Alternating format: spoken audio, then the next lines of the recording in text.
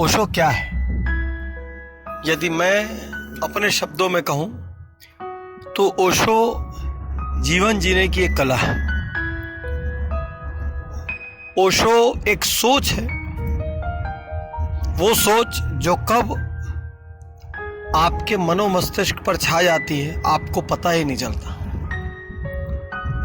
ओशो मेरी जानकारी में भारत के इतिहास के सबसे बड़े विचारकों में से एक है। ओशो ने जिस तरीके से महावीर की व्याख्या की वो जैनों के लिए मुश्किल है, जिस तरीके से कृष्ण की व्याख्या की वो हिंदुओं के लिए कठिन है, जिस तरीके से कुरान की व्याख्या की वो मुसलमानों के लिए मुश्किल है। ओशो हर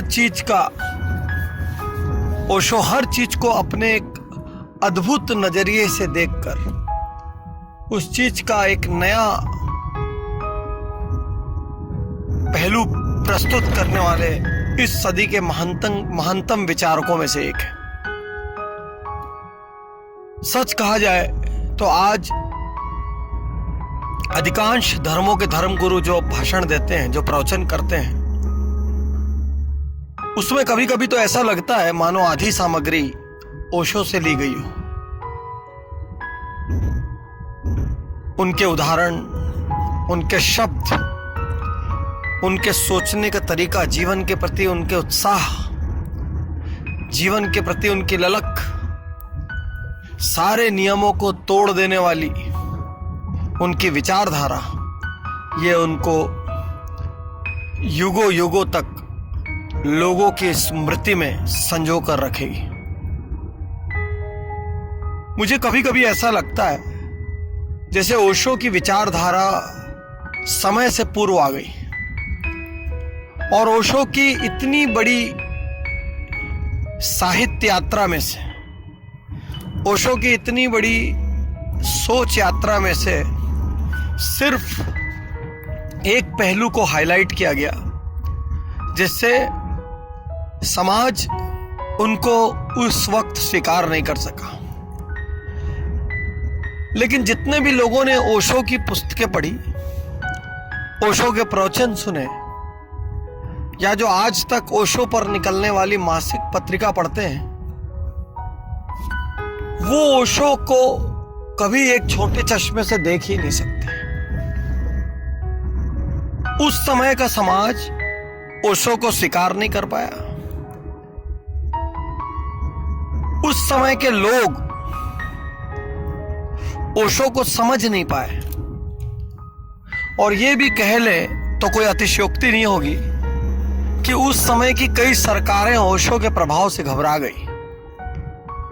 उनको लगा जिस व्यक्ति के पास राजा से रंक तक आके सब नतमस्तक हो रहे हैं,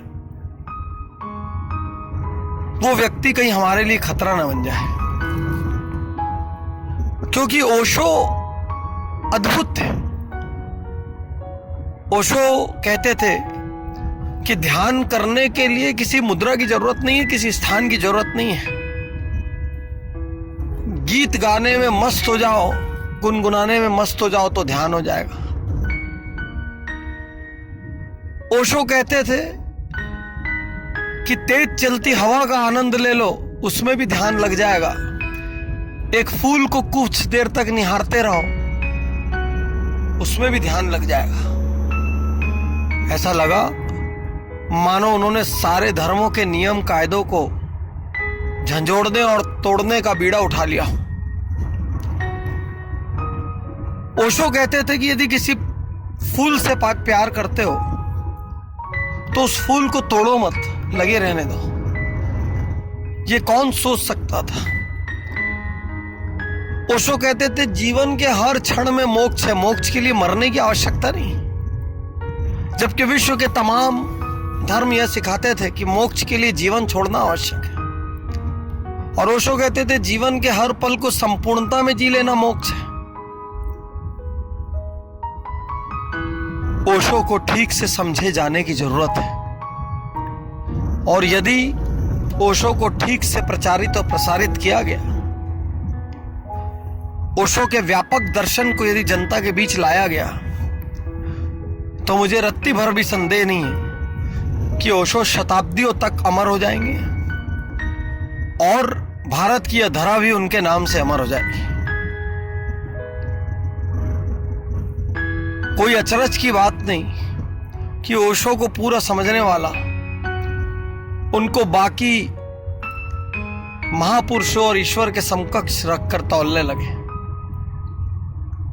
मुझे ऐसा लगता है हर व्यक्ति को ओशो के बारे में एक भी नकारात्मक राय देने के पूर्व ओशो को पढ़ना चाहिए और ओशो की कुछ पुस्तकें पढ़कर और कुछ प्रवचन सुनकर यदि उसके बाद भी आपको नकारात्मक राय देने का मन करे तो आप स्वतंत्र हैं, लेकिन ऐसे विरले लोग होंगे, शायद लाखों में एक होगा। ओशो एक विजनरी थे। ओशो ने अपनी महानता को कम उम्र में ही समझ लिया था। शायद ही कोई ऐसा गुरु होगा जिसने एक जीवन काल में इतने विषयों पर लिखा और बोला हो और जिसका हर साहित्य उपलब्ध हो। कभी कभी तो अपनी महानता का बोध होते होते भी उम्र निकल जाती है, लेकिन ओशो को कम उम्र से महानता का बोध था। इसीलिए ओशो ने इस तरीके से अपने प्रवचन और साहित्य को रचा कि वो आज भी उपलब्ध है। ओशो किसी धर्म के नहीं है, ओशो किसी सोच के नहीं है, ओशो किसी देश के नहीं है। ओशो विश्व की धरोहर है और यह कहते हुए मैं गर्व महसूस करता हूं कि मैं भी उस धरती पर पैदा हुआ हूं जिस धरती पर ओशो पैदा हुआ है।